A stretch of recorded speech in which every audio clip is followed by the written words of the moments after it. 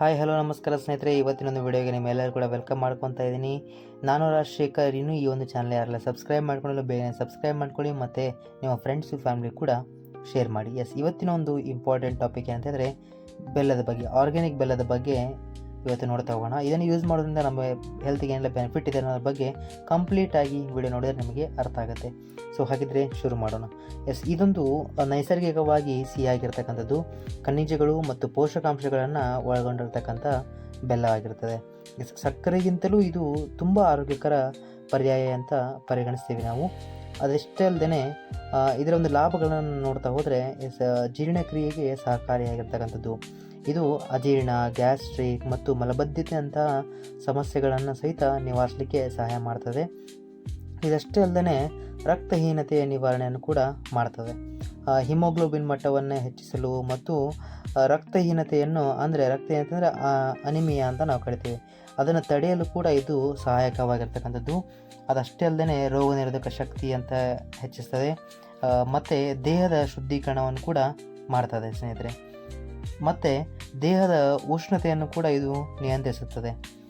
ಅದಷ್ಟೇ ಅಲ್ಲದೆ ಮಹಿಳೆಯರ ಆರೋಗ್ಯ ಅಂತ ನಾವು ಕರಿತೇವೆ. ಯಾವ ರೀತಿ ಇದೊಂದು ಆರೋಗ್ಯವನ್ನು ಕೂಡ ಕಾಪಾಡ್ತದೆ ಮಹಿಳೆಯರಲ್ಲಿ ಅಂತ ನೋಡ್ತಾ ಹೋದರೆ, ಮುಟ್ಟಿನ ಸಮಯದಲ್ಲಿ ನೋವು ಮತ್ತು ಸೆಳೆತವನ್ನು ಕೂಡ ಇದು ಕಡಿಮೆ ಮಾಡಲು ಹೆಚ್ಚಿನ ಒಂದು ಪರಿಣಾಮಕಾರಿಯಾಗಿರುವಂಥದ್ದು. ಮತ್ತು ಶ್ವಾಸಕೋಶದ ಆರೋಗ್ಯವನ್ನು ಕೂಡ ಇದು ಕಾಪಾಡ್ತದೆ. ಮತ್ತು ಬೆಲ್ಲವು ದೇಹಕ್ಕೆ ನಿಧಾನವಾಗಿ ಮತ್ತು ದೀರ್ಘಕಾಲದ ಶಕ್ತಿಯನ್ನು ಕೂಡ ಒದಗಿಸ್ತದೆ. ಇದರಿಂದ ನಾವು ಆಯಾಸನ್ನು ಕೂಡ ನಿವಾರಿಸ್ಕೊಳ್ಬೋದು.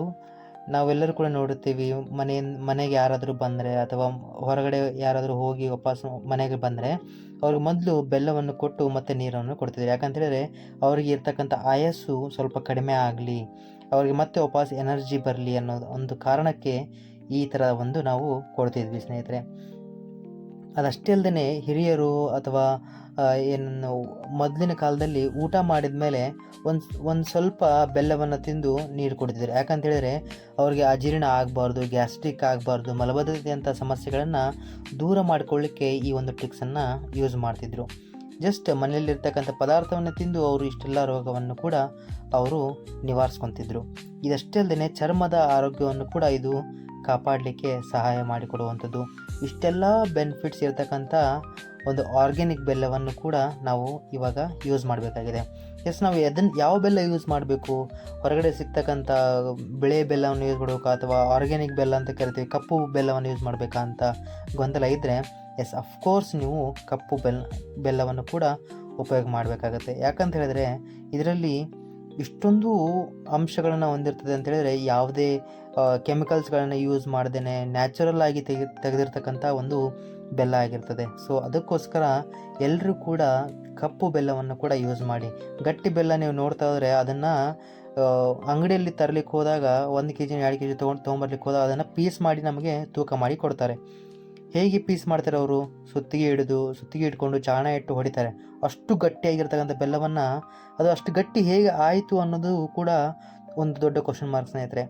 ಅದನ್ನು ಗಟ್ಟಿ ಮಾಡಲಿಕ್ಕೆ ಏನೇನೋ ಕೆಮಿಕಲ್ಸನ್ನು ಹಾಕಿ ನಮ್ಮ ದೇಹದಲ್ಲಿರ್ತಕ್ಕಂಥ ಇಮ್ಯುನಿಟಿ ಪವರನ್ನು ಅದನ್ನು ಕಡಿಮೆ ಮಾಡ್ತಾರೆ. ಸೊ ಹಾಗಾಗಿ ನಾವು ಅದನ್ನು ಯೂಸ್ ಮಾಡೋ ಬದಲು ಬ್ಲ್ಯಾಕ್ ಜಾಗರಿ ಅಂತ ಏನು ಕರಿತೀವಿ, ಕಪ್ಪು ಬೆಲ್ಲ ಅಂತ ಏನು ಕರಿತೀವಿ, ಅದನ್ನು ಯೂಸ್ ಮಾಡಿದರೆ ಅದು ನೋಡಿ ಅದನ್ನು ನೀವು ಸುಮ್ಮನೆ ಕೈಯಲ್ಲಿ ಪ್ರೆಸ್ ಮಾಡಿದರೆ ಸಾಕು, ಅದು ನಿಮಗೆ ಒಡೆಯುತ್ತದೆ. ಸೊ ಅಷ್ಟೊಂದು ಮೃದುವಾಗಿರ್ತಕ್ಕಂಥದ್ದು ಕಪ್ಪು ಬೆಲ್ಲ. ಸೊ ಇದನ್ನು ಯೂಸ್ ಮಾಡಿ ನಿಮ್ಮ ಆರೋಗ್ಯವನ್ನು ಕೂಡ ಕಾಪಾಡಿಕೊಳ್ಳಿ ಮತ್ತು ನಿಮ್ಮ ಫ್ರೆಂಡ್ಸ್ ಫ್ಯಾಮಿಲಿ ಕೂಡ ಇದನ್ನು ಶೇರ್ ಮಾಡಿ, ಅವ್ರಿಗೂ ಕೂಡ ಇದರ ಬಗ್ಗೆ ಮಹತ್ವ ತಿಳಿತದೆ. ಸೊ ಅವರು ಕೂಡ ಅವರ ಆರೋಗ್ಯವನ್ನು ಕಾಪಾಡಿಕೊಳ್ಳಲಿಕ್ಕೆ ಹೆಲ್ಪ್ ಆಗುತ್ತೆ. ಇದೇ ರೀತಿ ಇನ್ನೂ ಹೆಚ್ಚು ಆರೋಗ್ಯದ ಮಾಹಿತಿಯನ್ನು ಕೂಡ ನಾನು ಇಲ್ಲಿ ಈ ಒಂದು ಚಾನಲಲ್ಲಿ ಹೇಳ್ತಾ ಹೋಗ್ತೀನಿ. ಸೊ ಇನ್ನೂ ಯಾರಲ್ಲೇ ಒಂದು ಚಾನಲ್ ಸಬ್ಸ್ಕ್ರೈಬ್ ಮಾಡ್ಕೊಳ್ಳಲು ಬೇಗನೆ ಸಬ್ಸ್ಕ್ರೈಬ್ ಮಾಡ್ಕೊಳ್ಳಿ ಮತ್ತು ನಿಮ್ಮ ಫ್ರೆಂಡ್ಸು ಫ್ಯಾಮಿಲಿ ಕೂಡ ಶೇರ್ ಮಾಡಿ. Thank you.